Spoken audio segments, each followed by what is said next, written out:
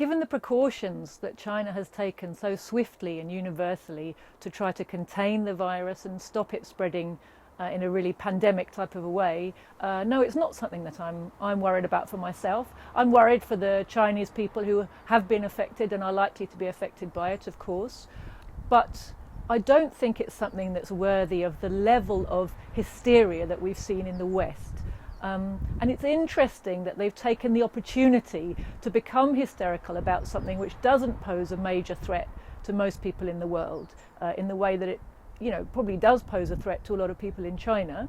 But because of the containment measures, it's not really spreading far or fast everywhere else. And also, the death rate, the infection rate, these aren't something that indicate a need for a kind of global mass panic. It's interesting to note that many, many thousands of people die in the West, in the USA, in France, in Britain, in Canada, every year from the flu, and it's not front page news. It doesn't stop people flying into those and out of those countries. The rates of death that we're seeing from the coronavirus, although of course it's tragic when anybody dies from a disease, the reality is that the rate of death is not humongously high compared to, for example, the seasonal flu.